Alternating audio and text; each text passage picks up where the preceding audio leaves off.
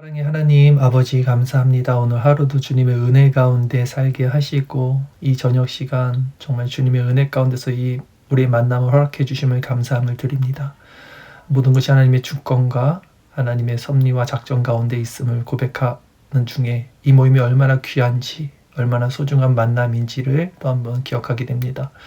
오늘 이 모임을 통해서 우리가 나누고자 하는 이 율법의 정의와 기능, 율법의 본질 이런 부분을 성령께서 조명하심을 통해서 우리가 개혁 신학이 가리키는 바른 방향과 의미를 깨닫고 진정 하나님의 어떤 분이신지 그 율법이 우리에게 어떤 작용을 하는지 우리 심령이 그것을 경험하고 인정하고 느끼고 또 채워지고 그로 말미암아 살아가는 힘을 얻을 수 있도록 하나님께서 인도하여 주시옵소서.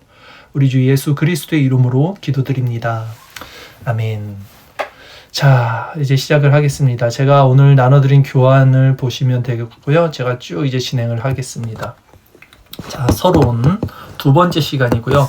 오늘 주제는 율법입니다. 율법. 자, 1번 율법이란 무엇인가 라고 했어요. 율법이란 무엇인가? 노모스라 그래요. 노모스. 헬라어로는. 히브리어로는 뭐 여러 가지 말을 쓰는데 보통은 이제 토라라고도 하죠. 토라는 사실은 이제 모세 오경을 가리키죠. 모세 오경. 창세기, 출애굽기, 레위기, 민수기, 신명기 이것을 이제 토라, 또 이것 율법이다. 또 헬라어 노모스. 자, 그 밑에 이제 율법의 정의를 간략하게 쓴 게 있습니다. 율법은 하나님의 거룩한 성품과 뜻이 인간의 삶에 대해 요구하는 도덕적 규범. 도덕적이라는 것 이제 중요하고요. 하나님이 인간에게 순종을 요구하시는 완전한 의의 기준. 이 완전한 의의 기준. 이 부분도 중요합니다. 자, 그래서 율법은 하나님이 어떤 분이신지 보여주며 동시에 인간이 어떠해야 하는지를 가르쳐주는 규범이다. 자, 율법은 하나님이 어떤 분인지 특히 그분의 공의가 율법에는 잘 나타나 있죠. 근데 그 공의는 사랑을 또 전제합니다. 마치 공의와 사랑은 동전의 앞뒷면과 같아요. 떨어질 수 없는 불가분의 관계입니다. 어쨌든 그런 율법을 통해서 하나님이 어떤 분이신지 그리고 그것에 따른 인간은 어떻게 해야 하는지를 가르쳐주는 규범이 율법이다 했어요. 이 율법의 정의가 이제 이 마지막에 가서 다시 한번 제가 말씀을 드릴 때, 여기서 말하는 뭐 도덕적 규범은 무엇이고, 완전한 의의 기준은 무엇이고, 이런 것들에 대해서 더 확실하게 정립이 될 것입니다. 왜냐하면 사람들은 이런 텍스트, 나열되는 구조만 봐도 각자의 갖고 있는 그 안경으로 해석을 한단 말이에요. 도덕적 규범이라는 것 자체에도 생각하는 방향과 관점들이 틀릴 거란 말이에요. 완전한 의의 기준이라는 것도 각자의 견해들이 또 다를 수 있죠. 그래서 이런 텍스트들이 결국 더 깊이 무엇을 의미하는가를 세부적으로 오늘 강의를 통해서 우리가 이해할 수 있다면 그것이 제 어떤 목적이 될 것입니다. 먼저 많은 사람들이 오해하고 있는 바는 뭐냐면 이 율법의 시작점이에요. 이게 굉장히 중요합니다. 첫 번째, 율법의 시작점이 언제인가라는 거예요. 많은 사람들은 율법을 그러니까 모세 시대 때 시내산 언약을 받죠.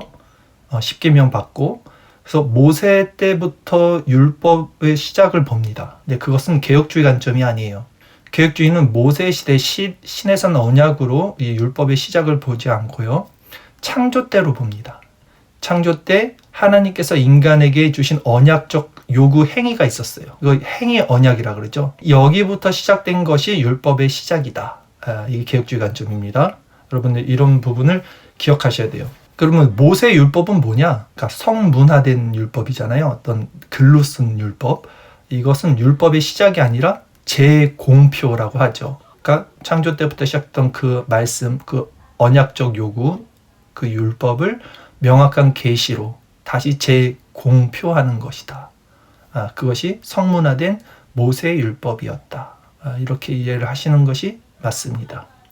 근데 이 율법의 시작점을 왜 창세기로 두는가? 그 행위 언약으로 시작하는 그 부분이 왜 중요한가가 정말 중요해요. 이것을 시내산 언약으로 두지 않고 창세기로 율법의 시작점을 두는 거, 개혁주의 관점이라고 그랬죠? 이게 왜 중요하냐면 여러분 아시는 분은 아시겠지만 능동순종과 수동순종이라는 말이 있죠. 신학적 요즘 좀 문제가 됐던 내용들도 있었는데 이 능동순종이라는 것이 뭐냐면 율법의 순종하심이에요. 그러니까 예수님이 모든 율법을 순종하셨다. 그리고 순종하심으로 하나님의 의를 이루셨다. 그 다음에 수동순종은 그리스도께서, 그러니까 예수님이 십자가에서 모든 죄를, 인류의 죄를 대속하셨다. 그래서 이 두 가지 순종, 이 두 가지 의가 우리에게 전가된다. 이게 개혁주의 관점이거든요. 능동순종, 수동순종이라고 그래요. 근데 이걸 반대하는 사람들은 십자가의 순종만 얘기를 한단 말이죠. 능동순종, 예수님이 율법을 뭘 어떻게 다 그거 성취했냐, 이뤘냐 했을 때 이 사람들이 가지고 있는 근거가 뭐냐면 율법의 시작점이 모세라고 말을 하는 거예요, 이 사람들이. 그러니까 모세에게 줬던 율법들, 그리고 예수님 시대 때 그것이 유대인의 정통으로 이어져서 600 몇 가지가 넘쳐났던 그런 것들, 그런 조항들을 예수님이 왜 지켰냐, 지킬 필요가 뭐가 있었냐, 이런 식으로 이제 방향을 이끄는데, 이게 만약에 창세기 언약으로 들어가면 인간이 그 하나님의 언약을 어겼잖아요. 먹지 말라고 하는 그 선악과를 먹음으로써 한 사람의 죄가 모든 인간에게 적용이 됐고, 그러기 때문에 그 율법을 성취한다는 것은 성문화된 어떤 조항의 율법을 성취하는 게 아니고 그 하나님의 언약을 어긴 그 죄값이에요. 죄값. 그 죄값을 해결할 수 있는 것은 오직 예수 그리스도가 그것을, 그 율법을 다시 순종하심으로 그 의를 인간들에게 전가한다. 이 개념을 갖고 있는 거거든요. 그래서 이 율법의 시작점을 창세기로 두는 게 우리 능동순종과 수동순종을 이해하는데 가장 중요한 또 포인트가 된다. 그리고 또 한 가지는 요즘 많이 나오고 있는 MPP라고 세관점주의자들 있습니다. 바울의 세관점. 이 부분들도 이따가 제가 바울의 세관점 다시 한번 설명을 드리겠지만, 율법이 무엇이냐 했을 때 율법은 하나님의 언약 백성에게 주어진 것이고 그것이 구원의 수단이 아니고 자원하는 마음으로 구원받은 백성이 하나님에서 지켜야 되는 것이다. 이게 이제 쉽게 얘기하면 바울의 세관점인데, 이 부분도 이 율법의 시작을 모세로 들어가기 때문에 일어나는 일이에요. 그것이 만약 창세기로 들어가면 이것이 원죄로 다시 들어간단 말이죠.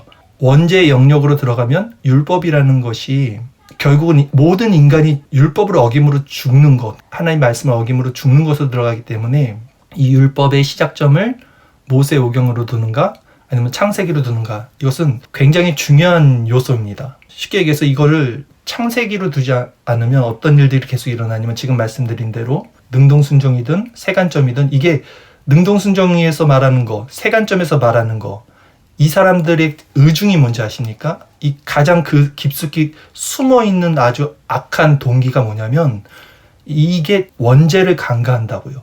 원죄를 약화시킵니다. 그러니까 하나님의 언약 백성, 그리스도께서 다 이루셨어, 하나님은 사랑이야, 이런 방향으로 가져가니까 인간의 그 원죄의 문제를 약화시키고 강화시켜요. 인간의 원죄가 약화되면 어떻게 됩니까? 이신칭의도 약화가 되는 거고, 거듭남과 중생, 회심과 죄각성도 다 약화가 되는 거예요. 그러니까 그냥 우리는 다 하나님의 백성이야, 하나님은 사랑의 하나님이야, 이런 식의 신앙으로 야기될 수밖에 없어요. 그래서 성경에서도 말을 하죠. 모세 율법 전 사람들, 그러니까 율법이 주어지기 전의 사람들, 아니면 모세 율법을 모르고 있던 나라, 시대 사람들에게도 율법이 자연법으로 그들의 양심, 그들의 마음에 주어진다라고 말을 하잖아요. 그래서 인간의 양심과 도덕성 속에 이미 하나님의 법이 내재되어 있는 거예요. 이것이 창조 때부터 존재를 했다는 거죠. 로마서 1장 19절 이하 말씀에 보면, 이는 하나님을 알만한 것이 그들 속에 보임이라. 하나님께서 이를 그들에게 보이셨느니라. 창세로부터죠. 그의 보이지 아니하는 것들, 그의 영원하신 능력과 신성이 그의 만드신 만물에 분명히 보여 알려졌나니. 그러므로 그들이 핑계하지 못할지니. 그러니까 율법 없는 사람들 구원 못 받은 거를 어떻게 책임집니까? 누구 잘못입니까? 이수신 장군 구원 받았습니까? 이 질문이거든요. 이게 율법 어떤 시대나 예수님 모르던 사람들도 핑계할 수 없다는 거죠. 그들의 양심이, 그들의 마음에 율법이 기능이 된다라고 말하는 거죠. 그렇다면 이 모세 시대 때 주어졌던, 우리가 알고 있는 이 성문서가 된 이 모세 율법의 특징은 무엇이냐 했을 때 세 가지를 말합니다. 율법의 세 가지 구분인데, 이건 한번 쭉 제가 읽어드릴게요. 도덕법, 시민법, 의식법, 이렇게 나눠요. 이건 많이 아실 거예요. 도덕법은 예를 들면 십계명 같은 거 모든 시대에 적용이 됩니다. 그래서 오늘날 우리 교회에서도 주일날 아직도 십계명을 우리는 이렇게 선포하고 읽습니다. 같이 교독하죠.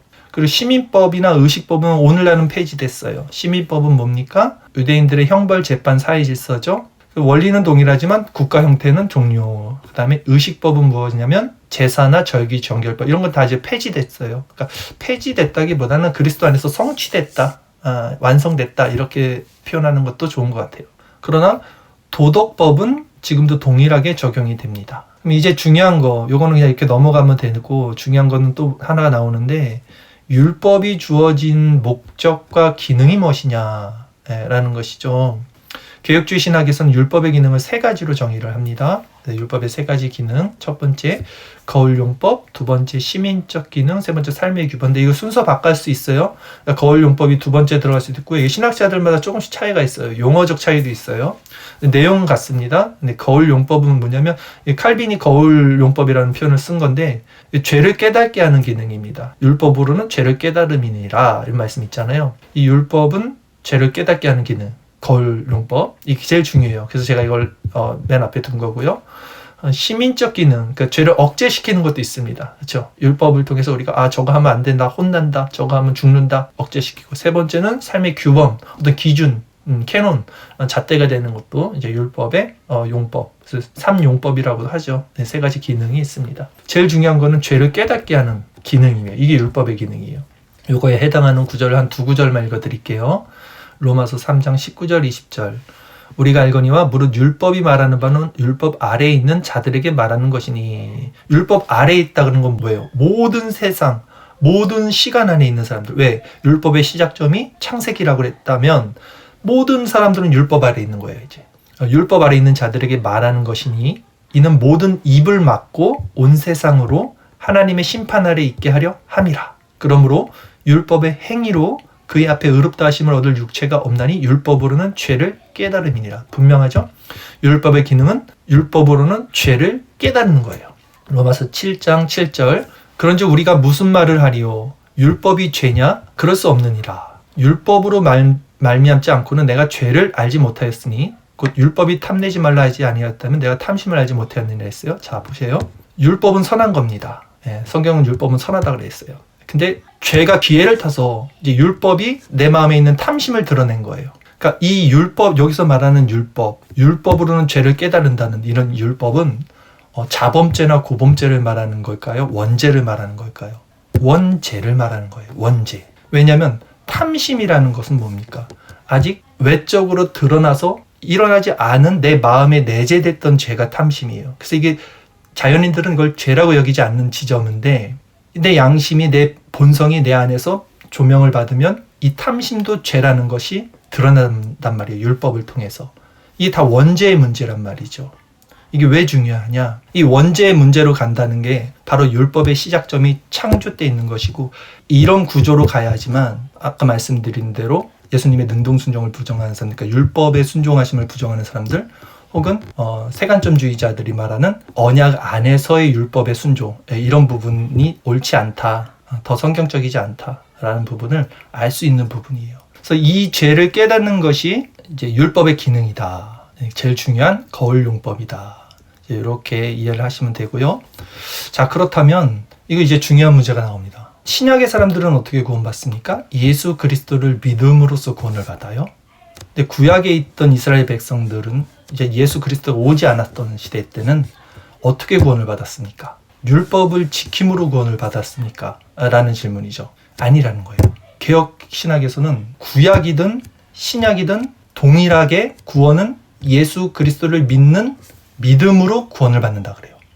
오지 않는 그리스도를 어떻게 믿고 구원받았어요? 그들이 그리스도를 알지 못했던 구약시대 사람들은 오실 메시아 사상이 창세 때부터 이들 마음에 있었어요. 아담과 하와가 죄를 지은 다음부터 계속 하나님께서 오실 메시아를 예표해 주시잖아요. 그들은 그분을 기다리는 믿음 안에서 구원을 받는 거고, 신약의 우리들은 이미 오셨던 그분을 또 기다리면서 구원을 받는 거. 이 구원의 메커니즘이 동일하다. 이것이 개혁주의 관점입니다. 그래서 가인과 아벨의 제사를 우리가 보면 알 수 있듯이 가인과 아벨은 모세 전 사람들이잖아요. 모세 전 사람들인데 그들이 제사를 드리죠. 하나님께 첫 제사를 드리는데 아벨의 제사가 올려지고 가인의 제사는 취소가 됩니다. 받질 않아요. 그 이유는 히브리서에서 분명히 하는 게 아벨이 믿음으로 드렸다 했어요. 믿음. 이 믿음은 무엇입니까? 믿음은 바라보는 것의 실상이라고 그래요. 히브리서에서. 이 믿음은 무엇을 바라보는 거예요? 그리스도를 바라보는 게 믿음이에요. 그러니까 그 원리 가운데 구약에서도 그리스도를 바라보는 가운데 제사를 드렸기에 구원을 받는 거지, 그 제사가 뭐 피의 제사니 무슨 제사니 해서 제사에 어떤 효력이 있거나 제물에 어떤 능력이 있어서 구원을 받는 게 아니다. 이것이 개혁주의 관점입니다. 그래서 웨스트민스터 7장 5절 6절에 이 내용이 분명히 있어요. 제가 오늘 말씀드리는 모든 것들은 정통 개혁 신학에서 말하고 있는 표준 내용들만 말씀을 드려요. 개혁 신학에서도 뭐 여러 가지 견해들이 있을 수 있는데 그 중에서 가장 표준된 정통적인 말씀을 근거로 다 말씀을 드리는 거니까 혹시 이해가 안 가거나 다른 맞는 견해들이 있다면 제가 요거를 녹음을 했다가 나중에 올릴 겁니다. 들어보시고 한번 찾아보셔도 돼요. 찾아보시고 그러면 이제 이게 다르면 그냥 내가 개혁 신학에서 말하는 것과 내 생각이 다르구나 이렇게 이해하셔도 될 정도로 어쨌든 정통 개혁주의 안에서 말씀을 드린다라는 것을 말씀드릴게요. 그래서 이 구원의 메커니즘이 구약이나 신약이나 동일하게 그리스도 안에서 구원을 받는다. 이걸 근거로 하는 것이 이제 또 웨스트민스터 7장 5절 6절 말씀, 이 웨스트민스터 해설인데 간단히 읽어드리면 구약 아래서도 은혜의 언약은 약속, 예표, 제사 등을 통해 시행되었으며 그것들은 장차 오실 그리스도를 가리켰다 했어요. 갈라디아서 3장 8절 9절 또 하나님이 이방을 믿음으로 말미암아 의로 정하실 것을 성경이 미리 알고 먼저 아브라함에게 복음을 전하되 모든 이방인이 너로 말미암아 복을 받으리라 하였느니라. 그러므로 믿음으로 말미암은 자는 믿음이 있는 아브라함과 함께 복을 받느니라. 이게 무슨 말이냐면 구약에서도 믿음의 원리 가운데 구원을 얻는다. 제사나 율법 지킴의 순종이 아니라 오직 믿음으로다. 해서 믿음으로 말미암은 자는 믿음이 있는 아브라함과 함께 복을 받는다. 그리고 로마서 4장 3절도 성경이 무엇을 말하냐? 아브라함이 하나님을 믿음에 그것이 그에게 의로 여겨진 바 되었느니라 했어요. 그러니까 아브라함이 어떤 시대 사람이에요? 마찬가지죠. 모세 전이란 말이에요. 모세 오기 전 한 500년 정도 전 사람이잖아요. 그럼에도 불구하고 어떤 제사나 율법의 원리가 아니라 믿음의 원리로 구원을 받습니다. 히브리서 11장 4절 아까 제가 예를 들었던 내용인데 그것도 한번 읽어드릴게요. 믿음으로 아벨은 가인보다 더 나은 제사를 하나님께 드림으로 했어요. 믿음으로 아벨이 제사를 드렸다는 거예요. 그래서 의로운 자라 하시는 증거를 얻었으니 하나님이 그 예물을 대하여 증언하심이라. 그가 죽었으나 그 믿음으로서 지금도 말하느니라. 자, 그래서 구약이나 신약이나 그리스도를 바라보는 믿음, 그리스도를 믿는 믿음 가운데 오직 동일한 원리로 구원을 받는다 했어요. 그럼 율법은 도대체 뭐냐? 율법은 그리스도를 바라보게 하는 거예요. 그래서 초등교사라 그러죠. 율법을 몽학선생이다. 그리스도께 인도한다. 그리고 히브리서 10장 1절에서도 율법은 장차 올 좋은 일의 그림자일 뿐이요 참 형상이 아니므로 해마다 늘 드리는 같은 제사로는 나오는 자들은 언제나 온전할 수 없느니라 했어요. 그러면 율법의 기능 중에 가장 중요한 게 뭐라 그랬습니까? 거울용법, 죄를 드러낸다. 이 죄는 자범죄, 고범죄 이런 죄가 아니라 원죄를 드러내는 거예요. 원죄, 마음속에 있는 탐심, 원죄. 탐심은 우상숭배의 가장 큰 죄란 말이에요. 자기사랑, 자기의. 율법이 그걸 드러낸단 말이죠. 율법이 그걸 드러내면 어떻게 됩니까? 인간이 하나님의 온전한 의에 다다를 수가 없게 됩니다. 그러니 누가 필요해요? 그리스도를 바라보게 되죠. 그리스도를 바라봐야만 그리스도로 말미암아 율법을 성취하신 그리스도의 의가 우리에게 전가돼서 이제 구원을 받는 것이다. 자, 근데 이 사람들은 이제 어떻게 행동을 하냐면 하나님의 그런 차원에서 율법을 주셨음에도 불구하고 구약에 있던 사람들은 율법을 지켜 행함으로써 의롭게 되기를 원했어요. 그래서 그런 모습들이 계속 이어지다 보니까 예수님 올 당시에는 뭐 바리새인들, 유명한 바리새인들은 율법 조항을 막 수도 없이 막 만들어서 쪼개고 지키고만 했단 말이죠. 그게 아니었잖아요. 율법의 원리가 너희들은 율법을 지킬 수 없어를 오히려 드러내서 그리스도를 바라보는 믿음 가운데 구원을 이루는 그 역할로, 그 기능으로서 율법을 주셨는데 이들이 잘못 해석하고 오히려 그것을 내가 한번 이 악물고 지켜서 행한다. 내가 일주일에 2번 금식하고 구제하고 뭐 다 한다. 막 이러고 있으니 예수님이 오셔서 제일 먼저 또 그들에게 하셨던 게 뭐냐면 이 율법을 다시 정리해 주신 거예요. 율법의 의미를 너희들이 오해했다. 구약의 그 성문서된 율법을 너희들이 오해했어. 라고 해서 다시 정리해 주신 것이 산상수훈이에요. 산상수훈이 율법을 재정리해 준 거예요. 그러니까 율법을 새롭게 만든 게 아니라 원래 율법을 이들이 오해했기 때문에 다시 정리를 해준 것이에요. 근데 그 산상수훈에서 말하는 율법의 원리가 무엇입니까? 다 마음에 있어요. 다 심령, 다 내적인 원리란 말이에요. 그러니까 심령이 가난한 자, 애통하는 자, 의에 줄인 자, 핍박받는 자, 복이 있다. 하나님 나라가 그들의 것이다. 이 다 내면의 것이지 외면적인 것이 아니에요. 그러니까 내면의 원리를 담고 있잖아요. 그러니까 이 내면의 원리를 담고 있다는 것이 이것이 그냥 자범죄, 고범죄 수준을 얘기하는 게 아니라는 거예요. 인간의 본성, 깊숙이 내재되어 있는 껌딱지처럼 붙어서 떨어뜨릴 수 없는 이 원죄의 문제를 드러내시는 거예요. 율법, 너네들이 아무리 지키려고 하지만 오해해서 이걸 지킨다고 지켜지는 게 아니야. 이건 원죄의 문제야. 어떻게 늑대가 양이 될 수 있나? 존재는 바뀌지 않는다. 이걸 드러내 주시는 거예요, 다시. 그러면서 산상수훈에서 율법을 예수님이 다 이렇게 말씀을 해주시죠. 살인하지 말라고 너네가 들었지만 내가 그 말이 무슨 말인지 알려줄게. 너네가 마음으로 형제를 미워하는 것도 살인이야. 이러죠. 이들은 죽이지만 않으면 나는 율법을 지켰다고 생각했는데 그거 아니야 라고 말을 해요. 간음하지 말라. 마찬가지죠. 음욕을 품으면 간음이다. 그러니 누구든 이 율법에서 자유로울 수가 없는 거예요. 나는 행위로 내가 행하지만 않으면 괜찮은 줄 알았는데 이게 다 내면으로 들어가 버리니까 마음으로 들어가 버리니까 그게 원래 율법의 기능이었어 라고 예수님이 그걸 폭로시킨 거죠. 다시 재정리시켜 드리니까 이 사람들이 찔리는 사람들이 있거나 아니면 그것을 거부한 사람이 있거나 아니면 그것에 엎드린 사람이 있게 되는 거예요. 결국은 이게 율법의 기능이라는 겁니다. 그 율법을 아무리 지키면 뭐합니까? 야고보서 2장 10절에는 누구든지 온 율법을 지키다가 그 하나를 범하면 모두 범한 자가 됐다.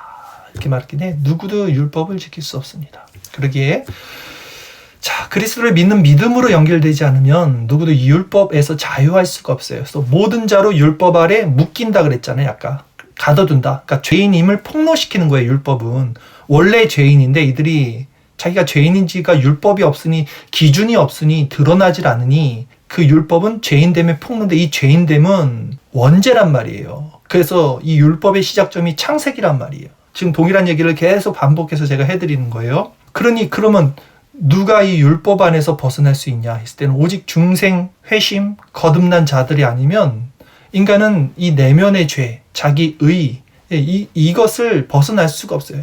행위를 가지고는 어느 정도의 모습을 취한다 하더라도 구원에 이르는 이 본성의 변화는 결국 거듭남 없이는 할 수 없단 말이죠.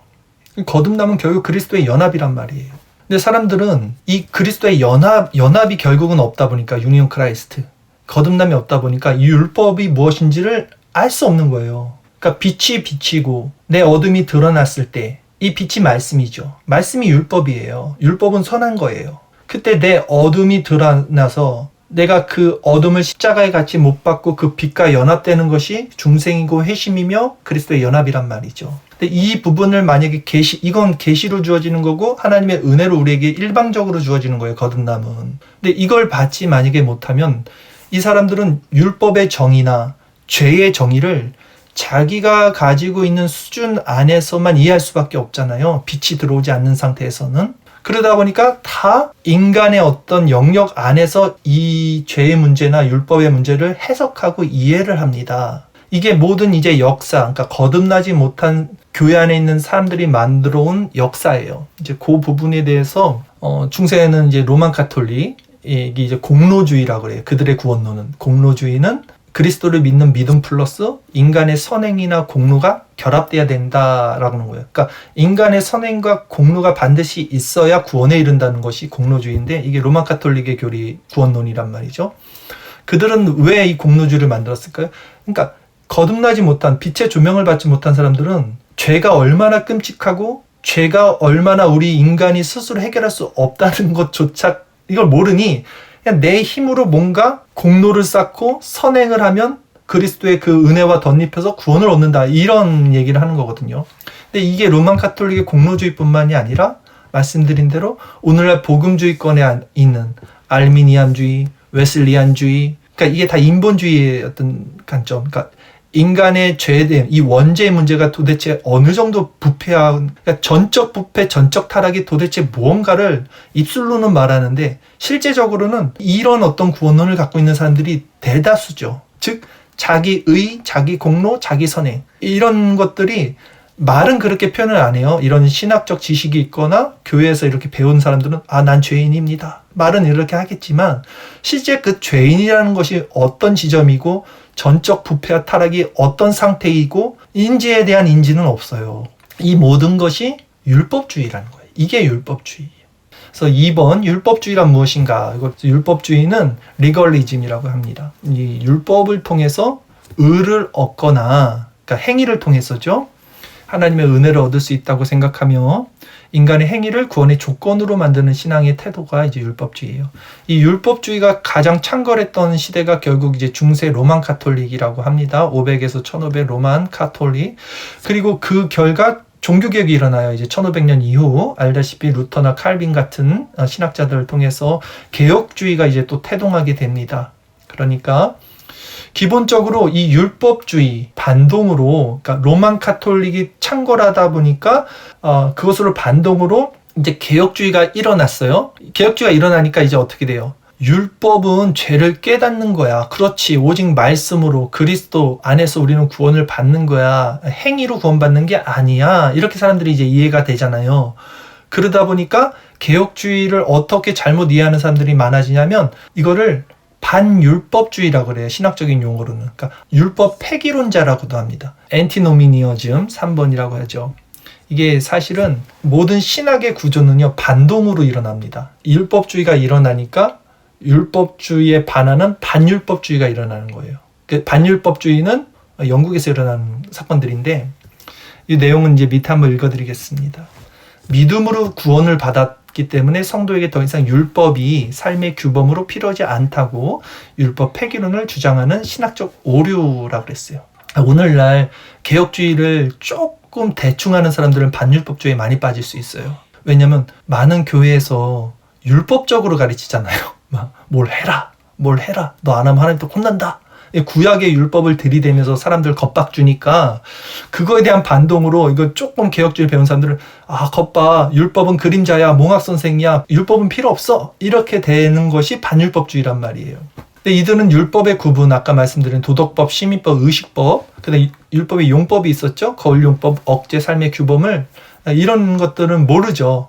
그리고 또한 율법이란 개념을 모세의 율법으로 시작하는 잘못된 견해들이 갖고 있는 거죠. 그러니까 원죄의 문제를 모르는 거예요, 결국. 웨스트민스터 19장의 이 내용들을 한번 읽어드릴게요. 하나님께서는 아담에게 율법을 주셨는데, 분명히 아담에게 율법을 주셨다 그랬어요.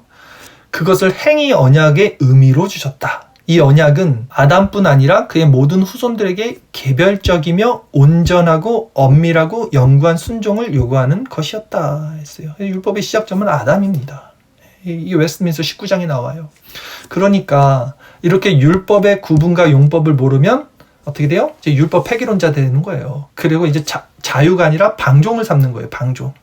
그래서 이 율법 폐기론자들, 반율법주의자들이 갖고 있는 내용들은 한 줄 더 읽어드릴게요. 이들은 무상칭이라는 걸 말해요. 무상칭이 말은 좋은 거예요. 칭이 값없이 의롭게 된다는 걸 무상으로 받았다. 이건 맞는 말 같죠? 맞아요. 반은 맞아요. 근데 뭐가 문제일까요? 칭의를 받은 사람들에 대한 어떤 태도나 상태, 그 나타나는 현상, 그리고 성화의 열매들, 인간의 책임, 역할, 의무, 이런 것들을 간과해요. 이런 반율법주의자들은. 그러니까 자유를 방종으로 여긴다는 얘기죠. 그러니까 하나님의 주권을 강조하잖아요. 하나님이 다 하셔. 인간이 할 거 없어. 이 율법은 필요 없어. 이렇게 말하다 보니 필연적으로 이 칭의에서 이 인간의 역할과 책임 같은 것들이 이제 경시되죠. 나가서 이런 반율법주의자들, 무율법주의자들은 이제 어떤 성향을 갖게 되냐면 하이퍼칼빈이라 그래요. 더 하나님의 주권을 더 세우는 거예요. 하나님의 주권을 더 세우는 건 좋죠. 제일 좋죠. 개혁주의에서는 하나님의 주권이 최고인데. 근데 무엇 문제입니까? 하나님의 주권을 세울수록 인간의 책임과 역할은 더 약화돼요. 이게 사실 개혁주의는 이걸 균형을 갖고 있거든요.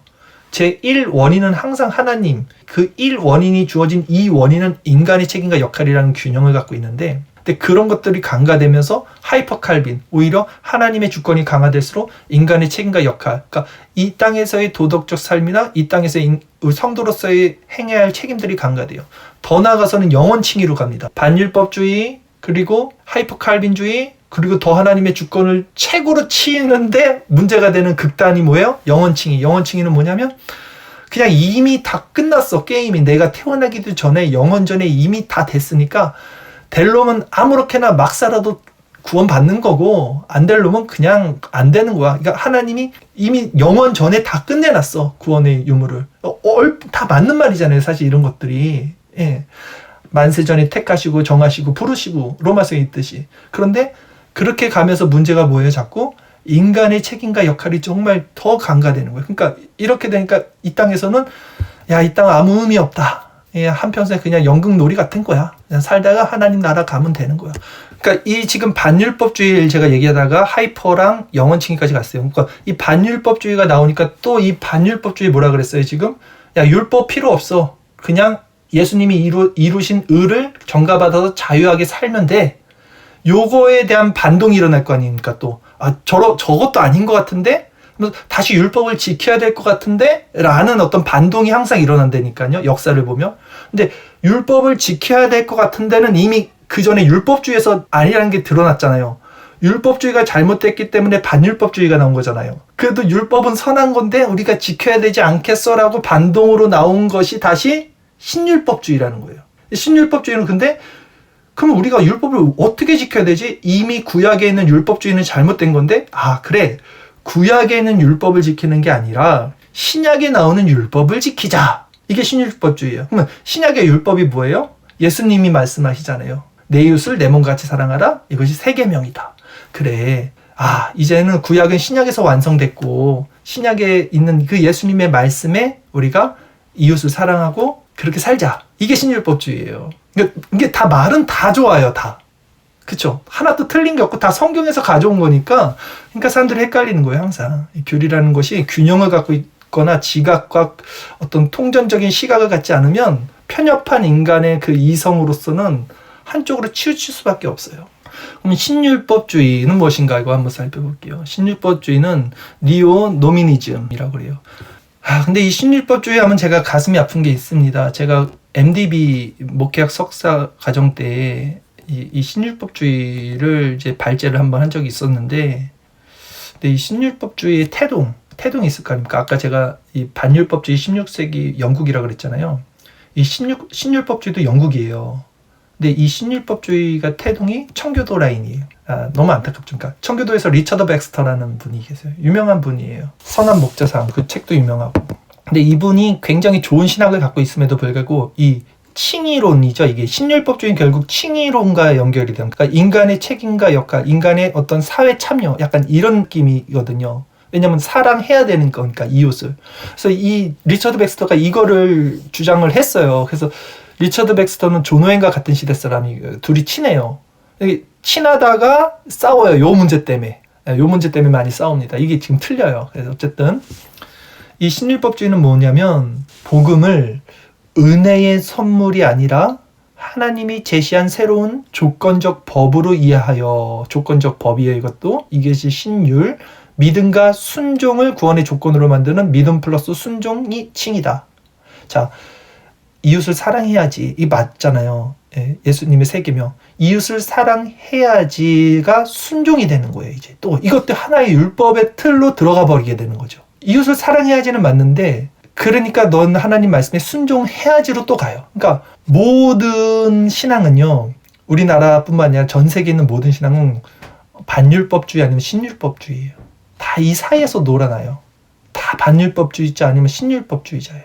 율법주의를 말하지 않아도 사랑해야지, 순종해야지. 이것도 또 하나의 율법의 어떤 그 테두리 안으로 들어간다고요. 그러니까 이런 것들에 대해서 우리가 오늘 제일 중요한 건 어떻게 율법을 이해해서 이런 카테고리에서 빠져나와서 자원하는 심령으로 율법을 기뻐하면서 하나님께 지켜 행할 수 있는가, 이 지점이고 이제 결론이 될 건데, 어쨌든 신율법주의도 결국은 순종을 강조해요. 그러니까 한국교회에서도 많이 신율법주의, 신율주의라고 하는데 새벽기도 해야지, 헌금해야지, 기도해야지, 다 좋아요. 다 좋은데 이 신율주의의 문제점은 칭의와 성화, 아까 제가 말씀드린 이 부분이란 말이에요. 이게 윤리적인 부분이죠. 실천, 도덕적인 부분을 섞어놔요. 이렇게. 그래서 순종을 칭의의 조건처럼 이제 은근슬쩍 만들어냅니다.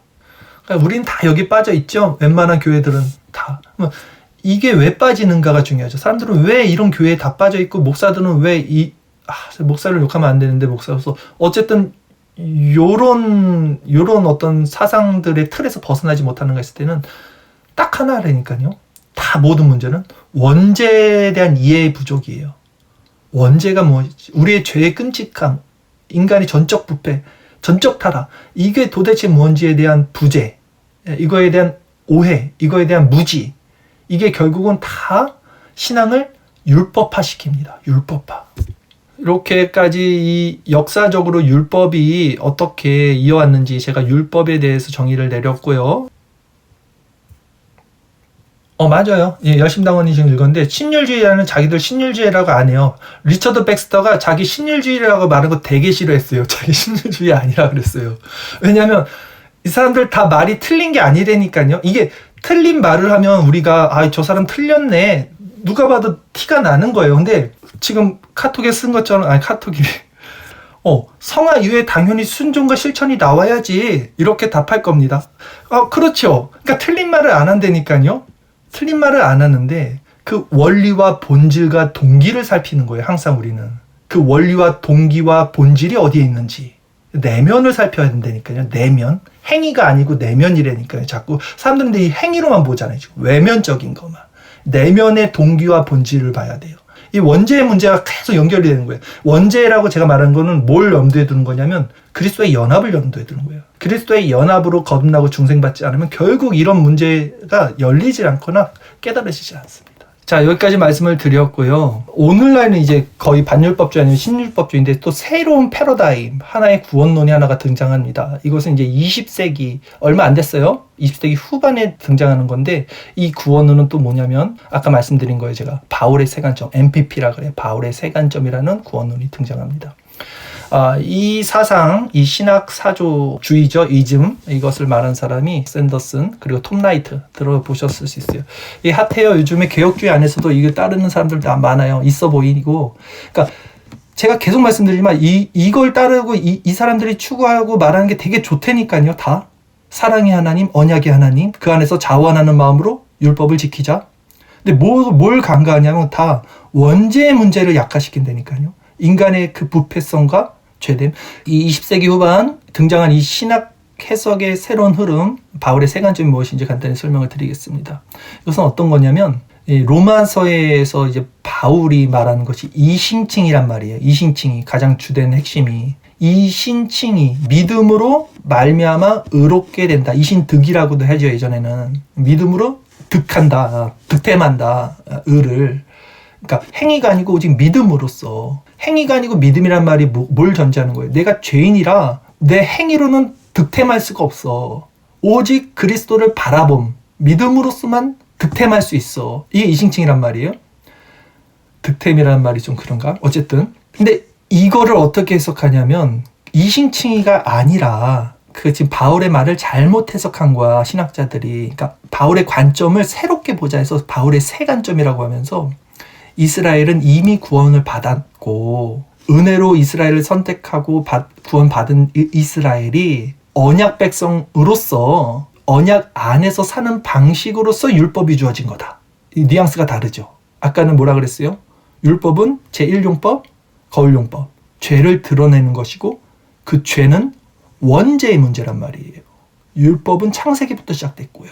근데 지금 말하는 것은 은혜로 이스라엘을 선택하셨고 율법은 그 언약 안에서 사는 방식이다. 그래서 율법 준수는 구원을 얻기 위한 것이 아니다. 맞죠? 율법 준수가 구원을 얻기 위한 것입니까? 아니라니까요. 그 율법주의잖아요. 근데 이 사람들이 간과하는 게 뭐예요? 그러면 원죄, 죄의 문제를 간과해요. 문제는 율법 준수는 구원을 얻는 게 아니라 이거 맞는데 율법으로는 죄를 깨닫는 것이니라. 근데 이 죄의 문제를 원죄를 드러내는 것이 아니라 이렇게 되면 언약 관계를 크게 두기 때문에 그 사랑의 하나님 안에 있는 언약 관계 안에서 율법을 두니까 이 율법이 인간의 전적 타락을 약화시킨다고요. 그러면 인간의 전적 타락이 약화되면 이 원죄가 약화되면 어떻게 됩니까? 언약 공동체의 소속 선언으로 이제 이걸 본단 말이에요. 법전적 칭의가 아니라. 그리고 결국 원죄, 제3의 의의 정가, 이신칭의, 죄각성, 중생 뭐 이런 모든 부분이 약화됩니다. 그래서 제가 아까 말한 능동순종, 수동순종 중에서 능동순종, 율법에 순종하심, 예, 이거를 부정하는 사람들, 그리고 지금 바울의 세간점을 주장하는 사람들, 동일한 이 사람들의 문제는 뭐냐? 원죄에 대한 것을 관가하고 있어요. 인간의 본질이 얼마나 악한 것인지에 대한 것을. 이게 근데 아까도 말씀드린 역사예요, 역사. 개혁신학은요, 오늘 여기 오신 분들이 이제 개혁신학을 하시는 분들도 있고, 근데 개혁신학이라는 말 자체는요, 개혁된 교회는 뭐 항상 개혁돼야 된다, 이 말도 있긴 한데, 이 개혁이라는 말 자체는 리버럴이 아니에요, 리버럴. 새로운 게 아닙니다. 그러니까 항상 신학에서는 뭐 세간점, 뭐 신율법주의, 뭐 신복음주의, 뭐 신정통주의, 이런 거 많죠. 신 들어가는 거 안 좋아요. 신 돌아가는 거. 새로운 거 없어요. 리폼드, 개혁주의는 리폼, 원래 폼으로 돌아가죠. 원래 폼이 뭡니까? 사도들의 신조, 사도 신경이 있죠. 그 신조로 돌아가자는 거예요. 그러니까 개혁주의가 뭐 칼빈이 만든 게 아니에요. 개혁주의가 그냥 칼빈이 대변 어떤 그 중심점이 있어서 칼빈주의라고도 말하는 건데, 신칼빈주의도 있던데요. 신칼빈주의는 또 있죠. 신칼빈주의 요즘에 핫하죠. 신칼빈주의는 지금 다루고 있는 것이 아니니까 아브람 카이퍼가 말하는 영역주권, 신칼빈주의는 개혁주의 안에서는 옹호하는 측면이 있어요. 옹호하는 측면이 있고, 정통 개혁주의에서는 이제 칼빈주의를 좀 구하는 개인적인 것, 세상과 조금 결을 두는 것이 있고, 신칼빈주의는 이제 문화혁명, 우리가 문화 안에도 들어가서 하나님의 주권을 세우자, 요건데, 요건 나중에 얘기할게요. 오늘 율법이랑은 조금 결이 있으니까. 어쨌든 알겠습니다. 그래서 개혁신학은 리버럴이 아니라 리폼이다. 원래 폼으로 돌아가는 거예요. 그러니까 우리가 믿는 것은 사도신경, 또 그 니케아 신경, 최초의 신경, 칼케톤 신경, 이런 것들 있죠. 그리고 이제 로마 카톨릭 500년부터 1500년 암흑시대, 그때는 신경이 없어요. 그리고 1500년 이후에 우리가 나오는 뭐 벨직 신앙고백서나 뭐 스위스 제2, 프랑스 신앙고백서, 아니면 하이델베르크, 또 도르트 신조, 표준 문서로 우리가 받아들이고 있는 웨스트민스터. 이게 개혁주의예요. 근데 이 모든 신조와 신앙고백서들이요, 리버럴한 게 아니라니까요. 원래 사도들이 계승했던 사도신경을 가지고 그것에서 촘촘하게 더 그것을 세운 거지, 뭔가 거기서 벗어나서 새로운 걸 만드는 게 아니에요. 우리 이 개혁주의라는 것은. 그러니까 새로운 견해가 나오질 않아요. 나올 수가 없어요. 나오면 그게 이상한 거라니까요. 사도들의 전승을 따라가는 거예요. 옛적 길을 가는 거죠. 이게 개혁주의입니다. 여심당원님 뭘 하나 보내주셨는데, 이게 뭐예요? 어쨌든 자, 여러분, 오늘 여기까지 제가 한번 쭉 이제 말씀을 드렸는데, 생각해 볼 문제만 한번 제가 말씀을 드리고, 그 다음에 이제 서로 이야기하고 질의응답 받는 시간 갖도록 하겠습니다. 우리는 어떻게 율법을 이해하는가? 오늘 이렇게 쭉 역사적으로 율법이 무엇인지, 율법의 반동으로 생겨난 사람들의 어떤 신학 사조들은 무엇인지, 이런 것들을 쭉 훑어봤어요. 율법을 어떻게 이해하는가? 율법은 선한 겁니다. 첫 번째 이 기준을 가지십시오. 로마서 7장 12절 이하 말씀을 읽어드릴게요. 이로 보건대 율법은 거룩하고 계명도 거룩하고 의로우며 선하도다. 그렇죠? 율법은 선하다. 그런즉 선한 것이 내게 사망이 되었느냐? 그럴 수 없느니라. 오직 죄가 죄로 드러나기 위하여 그 선한 그것으로 말미암아 나를 죽게 만들었으니, 율법의 기능이란 거예요. 예, 거울 기능. 이는 계명으로 말미암아 죄로심이 죄되게 하려 함이라. 이 원죄라는 거니까 원죄. 자, 다만 인간이 그 선한 율법의 기준에 못 미치는 것이 문제인 거예요. 지금 우리는 이 율법은 선합니다. 그래서 그 선한 것이 우리 죄를 드러내요. 이제 그 우리 율법을 통해서 원죄를 깨닫게 되면서 율법은 그리스도께 우리를 인도하는 몽학선생이 됩니다.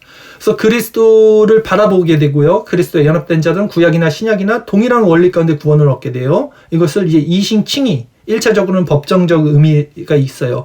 그리고 이신칭의를 받은 자는 2차적으로는 이제 성화를 합니다. 성화. 구원의 서정 아시죠? 믿음, 칭의, 양자된 성화, 영화로 이어져요. 이게 황금 사슬이라고 그랬잖아요. 그러니까 칭의 받은 자들은 반드시 성화가 시작이 됩니다. 그래서 점진적으로 어떻게 돼요? 율법의 완성이 누굽니까? 그리스도잖아요. 그리스도를 닮아가는 형상으로 나아가게 돼요. 그 그리스도를 닮아가는 형상으로 나간다는 게 뭡니까? 율법은 선한 것이고 우리 안에서 그리스도와 연합됨으로써 그 율법을 자원하는 심령으로 따르게 된다는 거예요. 그렇게 됨으로 이제 다시 한번 율법을 정리한 거 처음에 읽었던 걸 다시 한번 읽어드릴게요. 우리가 율법은 하나님의 거룩한 성품, 공의를 담고 있죠. 또 공의와 사랑은 하나입니다. 다르지 않으니까 그러니까 하나님의 속성이 있어요. 하나님의 비공적 속성, 영혼과 전지, 전능, 편재, 무한, 단순성, 그 다음에 하나님의 공유적 속성은 뭐냐면 거룩과 신실하심, 또 의로우심, 선하심, 뭐 이런 것들이 많잖아요. 근데 이게 다른 게 아니라 다 하나예요. 하나의 성품은. 그러니까 사랑과 공의는 다르지 않다는 얘기를 한 거예요. 제가 지금. 인간의 삶에 대해 요구하는 도덕적 규범이죠. 그리고 하나님이 인간에게 순종을 요구하시는 완전한 의의 기준. 순종을 요구하시는 것은 행위요, 언약. 그런데 이걸 어겼단 말이죠. 근데 이것을 우리가 지킬 수가 없어요. 순종할 수가 없어요. 율법을. 순종하라고 주신 것도 아니고요. 이 율법을. 죄가 드러남으로써 은혜 언약이라는 것 자체가 그리스도를 바라보는 원리 안에서 구약에서부터 구원을 얻는 거예요. 율법으로 구원 얻는 게 아니었잖아요. 그러면 이 순종도 그리스도를 바라봄으로써 얻게 되는 순종. 그리스도를 바라본다는 것. 믿음으로 바라보고 그분과 연합됨으로 성령께서 우리 안에 성화의 열매를 맺어가는 거예요. 칭의된 자는 성화가 일어난다 그랬죠. 그래서 옛 소욕이 죽어지고요. 새 본성, 새 사람, 속사람, 이것이 점점점 우리를 빛 가운데로 드러나게 하시고 하나님 안에 있는 선행을 나타내게 하는 거예요. 그래서 옛사람이 점점 작아지고 죽고 우리 안에 있는 성령의 소욕들이 점점 커지는 거. 이 원리가 순종인 거예요. 이제 이 순종을 이렇게 이해하셔야 돼요. 이 순종을. 행위가 아니라 마음에서 그리스도와 연합된 상태에서 일어나는 속사람의 변화된 상태. 내가 일으키는 순종이 아니라 내 안에 성령께서 일으키는 순종. 거듭난 자가. 이것을 요구하시는 완전한 의의 기준이다. 근데 이거를 죽을 때까지 우리는 못 따라요. 그래서 거듭난 자라는 것이 결국은 완전 성화가 아니에요. 완전 성화 말하는 거는 웨슬리안주의고 우리 개혁주의는 완전 성화 없어. 이 예쁜 성은 죽을 때까지 있어. 다만 아도핑크가 말하잖아요. 거듭남은 새 본성이 들어온 거야. 옛 본성이 변화되는 게 아니야. 이 둘이 죽을 때까지 싸운다니까요. 우리 안에서. 근데 이 옛 본성, 우리의 죄성이 계속 있음에도 불구하고 이 새 본성이 우리를 이끌어가는 걸 보는 거예요. 이게 성화입니다. 그래서 율법은 하나님의 어떤 분이신지를 보여줘요. 그리고 동시에 인간이 어떠해야 하는지도 가르쳐주는 규범이다. 전혀 문제가 되지 않죠. 이 율법의 정의에 대해서 이렇게 이해를 하시면.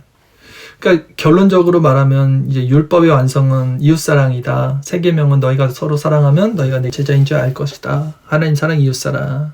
누가 사랑할 수 있냐는 거죠. 아무도 사랑할 수 없어요. 아무도. 인간은 자기 의로 하나님의 수준의 그 율법을 성취할 수 없어요. 그 수준에서 사랑할 수 없어요. 그래서 그리스도의 얼굴에는 영광의 빛을 본다 그랬어요. 그리스도의 연합됨을 통해서 우리는 그 하나님의 사랑을 알고 그 하나님의 사랑으로 자라가는 것, 성화되는 것이다. 그래서 우리는 늘 그리스도를 바라보는 거고 그리스도가 필요하고 그리스도와 동행하는 자들로 살아가는 거다. 자, 이렇게 제가 개혁주의 신학 안에서 우리가 율법을 어떻게 이해하고 있는지 해야 하는지에 대한 것들을 이제 나눴습니다.